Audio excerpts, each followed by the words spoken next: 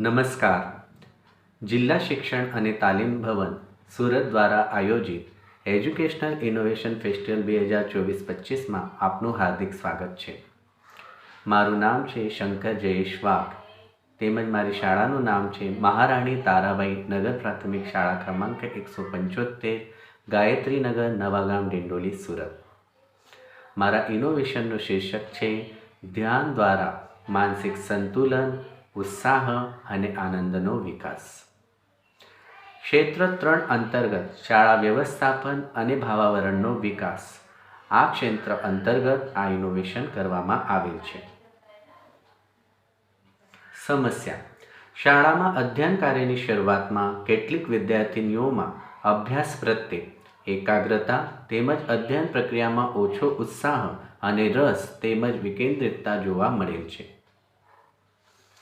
Innovation પૂર્વેની સ્થિતિ: વર્ગ 7 બની 36 વિદ્યાર્થીનીઓની એક પૂર્વ પરીક્ષા લેવામાં આવેલ અને એના પરિણામ પરથી જાણવા મળ્યું હતું કે અધ્યયન પ્રક્રિયાની શરૂઆતમાં કેટલીક વિદ્યાર્થીનીઓમાં શિક્ષણ પ્રત્યે ઓછો ઉત્સાહ અને રસ તેમજ વિકેન્દ્રિતતા જોવા મળતી હતી. ઇનોવેશન માટેની પ્રયુક્તિ, સાધન સામગ્રી: શાળાના ધોરણ 7 બની 36 વિદ્યાર્થીનીઓ ઇનોવેશન માટે પસંદ કરવામાં આવી. ઇનોવેશનનો સમયગાળો 6 માસથી 1 વર્ષનો રાખવામાં આવ્યો. તેમજ શ્વાસ પ્રશ્વાસ દ્વારા ધ્યાન કરવું આ પ્રયુક્તિ ઇનોવેશન માટે નક્કી કરવામાં આવી. એના માટેના સાધનો જેમ કે બેસવા માટે ચટઈ, ગોંગ, તંબુરાની ધ્વનિ, ઓમ ધ્વનિ, અગરબત્તી તેમજ સુગંધિત પદાર્થો. નવતર પ્રયોગનું વિગતવાર વર્ણન: રોજ પ્રાર્થના થઈ ગયા પછી વિદ્યાર્થીનીઓ જ્યારે વર્ગખંડમાં આવે છે ત્યારે 1 થી 2 મિનિટ લઈને એમને એક સ્થિર આસનમાં બેસાડવામાં આવે છે.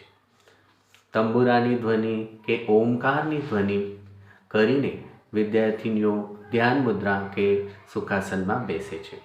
પછી એ આંખ બંધ કરે છે, એક લાંબો શ્વાસ અંદર લે છે અને લાંબો પ્રશ્વાસ બહાર છોડે છે. ફરીથી એ લાંબો શ્વાસ અંદર લે છે, લાંબો પ્રશ્વાસ બહાર છોડે છે અને પોતાની જાત પર ધ્યાન કેન્દ્રિત કરે છે.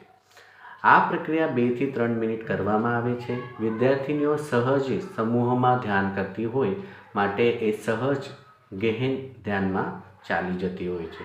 કેમ કે પ્રાર્થના પછી જ્યારે એ ધ્યાન કરે છે તો એમની આંતરિક ઉર્જા જાગૃત હોય છે અને એ ઉર્જાને અંતરની તરફ આપણે રૂપાંતરણ કરીને એને ગહન ધ્યાનમાં લઈ જાય છે